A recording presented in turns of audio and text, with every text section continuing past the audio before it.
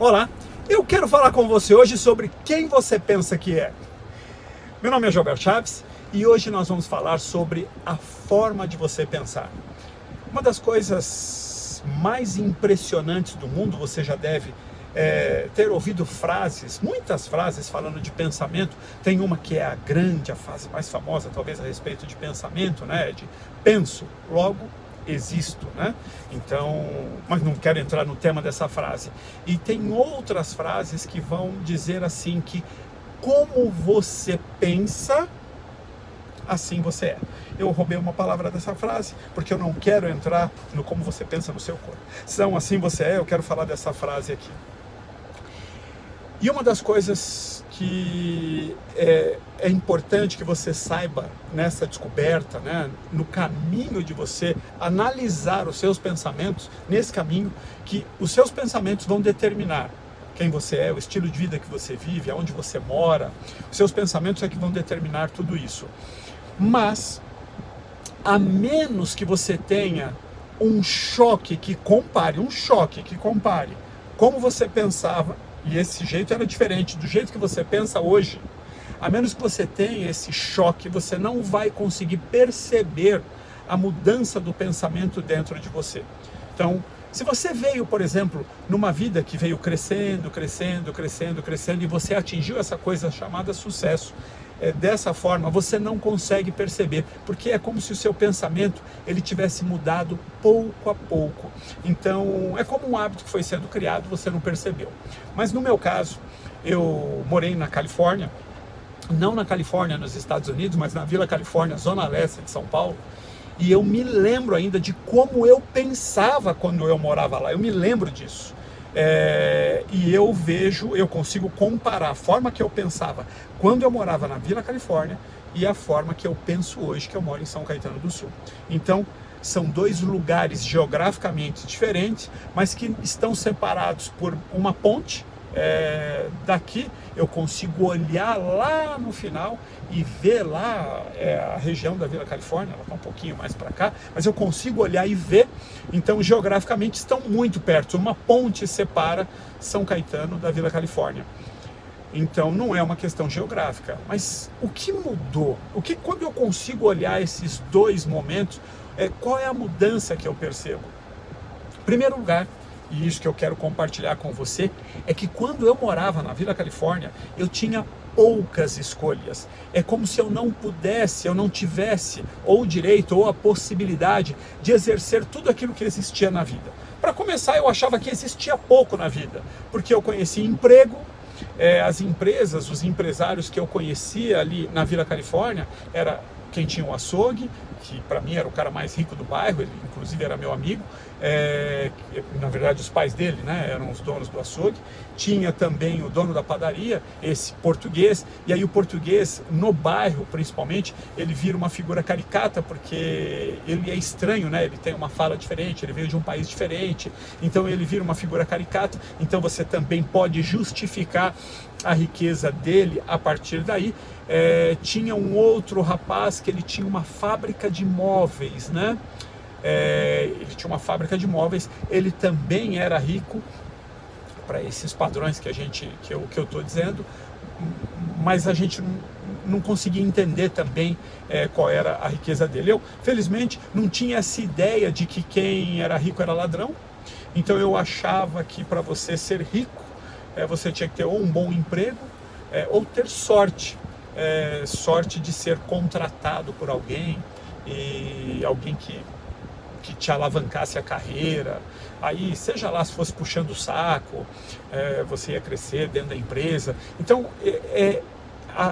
as oportunidades que eu via de fazer escolhas que me fizessem crescer, elas eram muito pequenas. Muito pequenas. Eu não enxergava uma maneira de sair dali. Aquilo não é que se eu chegar e falar assim, putz, era triste, era terrível. Não, era uma vida de falta, então eu não tinha um mínimo para o básico, então não era todos os dias que eu ia comer, eu não cheguei a passar fome do ponto de vista crônico, né? Eu passei fome algumas vezes e era mais uma questão de organização, de orçamento, o que é para a maioria das pessoas, tá?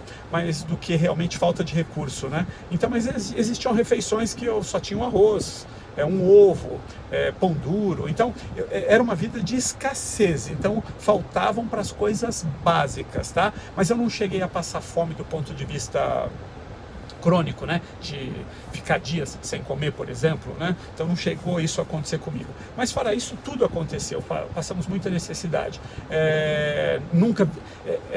além de passar necessidade, desconhecia o significado da palavra abundância, né, abundância de você ter uma fartura de tudo, você ter mais do que o suficiente para as suas necessidades. Eu nunca cheguei a viver isso e não vi a possibilidade disso acontecer nesse momento que eu olho para a minha vida. Então eu vejo ainda hoje muitas pessoas que vivem esse tipo de vida, é uma prisão invisível, né? Onde você tem poucas opções, porque eu acho que é disso que se trata a liberdade, né? Você é livre quando você tem, ou quanto mais escolhas, quanto mais opções você tem, mais livre você é. Então quando olho para essa vida, para esse momento, eu não tinha isso.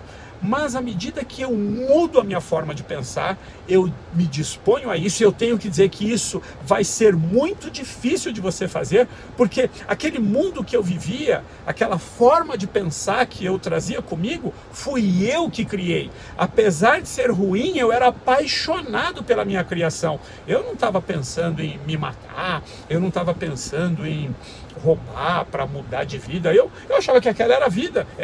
De muitas formas aquilo era muito divertido. Então, o grande erro que muitas vezes eu vejo as pessoas cometerem é que elas querem sair da Vila Califórnia, e você sabe que eu estou usando uma metáfora aqui, tem pessoas que moram na Vila Califórnia e estão bem, tá? Mas eu estou falando de mim. Então, mas usando uma metáfora, você adapta para você. E ir para São Caetano, mas elas querem levar tudo o que elas tinham na Vila Califórnia. E o que eu quero dizer que é tudo. Não dá para trazer a Vila Califórnia para São Caetano. Então, o que você traz? Você traz a sua forma de pensar.